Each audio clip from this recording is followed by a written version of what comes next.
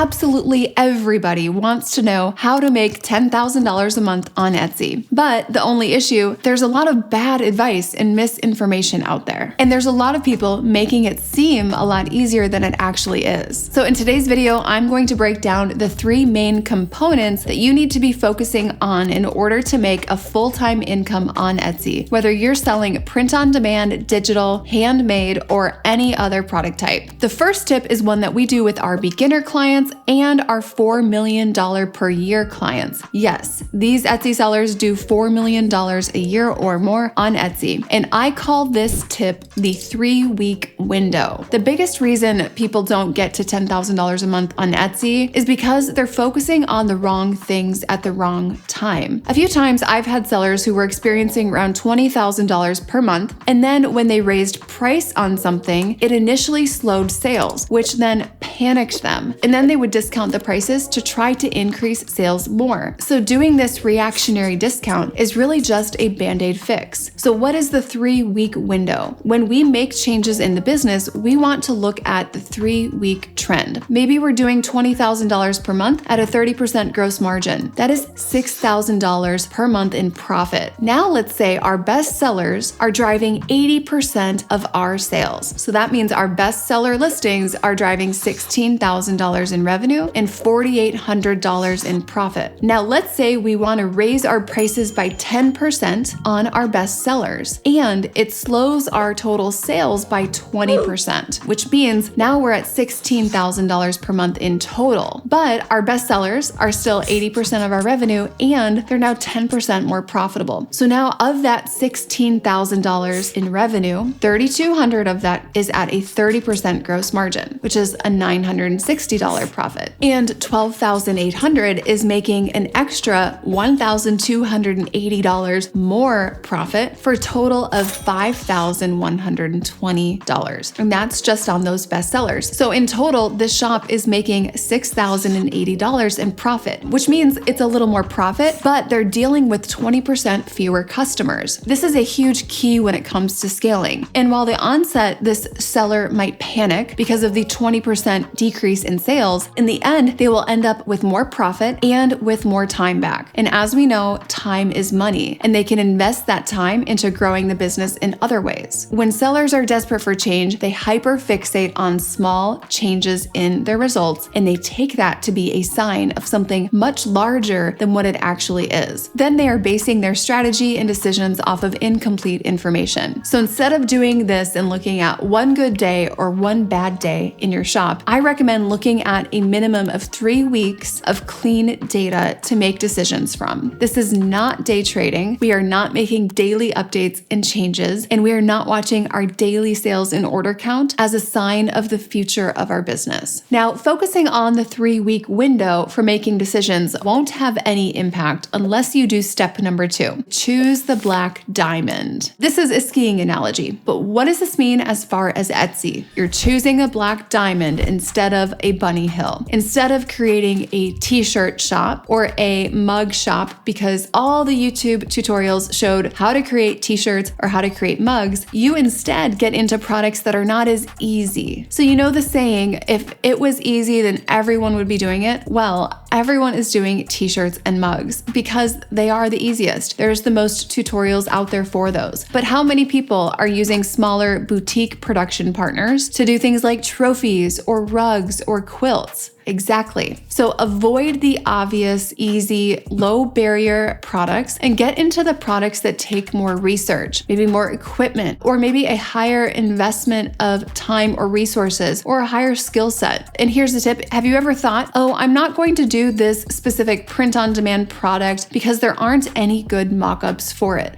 Exactly. This means you should do that product because there's less competition, so it will be easier for you to stand out and there are more ways to compete with skill. So if you can't find a good mock-up for a print-on-demand product, then maybe that's exactly the product that you should do. Or have you ever thought, I'm going to buy the smaller laser engraver because it's the most popular one and it seems like this is the one that everyone starts out with. This is your sign to invest more in the larger laser or the laser that has more unique capabilities or competitive advantages, such as larger size products or different materials that the most popular entry-level option doesn't allow for. This is exactly what I did with our laser, and this was a huge competitive advantage in our business. Our competitors were mostly capped out at 23-inch products, but because we had the full spectrum laser that was a 36-inch by 48-inch bed, we could go all the way up to 48-inch products. And when you're in a different playing field, you have a lot more leverage as a brand. Now, possibly the most overlooked tip here is to follow one single manual versus creating your own Etsy strategy from a bunch of different people's tips and tricks. So many people will never get to $10,000 per month because they are implementing tips and tricks from YouTube that actually conflict with each other and counteract each other. So you are, for example, maybe doing someone else's strategy on different Etsy software tools as inspiration for what to sell. And then you're combining it with our strategy of how to get a bestseller badge. And you're wondering why your shop isn't working. And I actually find that most people coming from YouTube videos aren't really seeing any substantial results because of this. It's really honestly like building a piece of IKEA furniture by combining 3 different sets of directions and then mixing up all the steps. It likely wouldn't end up much better than if you had just guessed on your own how to put it together. And since having the right steps at the right time is what it takes to build a successful Etsy shop, we find that watching a bunch of YouTube videos basically ends up being just as good as guessing on your own. So Melissa, you can see she started her shop in March, and you can see she started the program in September, and by October 29th, she hit her first $10,000 in a 30-day period. And now by the end of November, she had reached nearly $15,000. And that is the power of following one single manual for your shop versus using tips and tricks from different people to create your own manual or guide.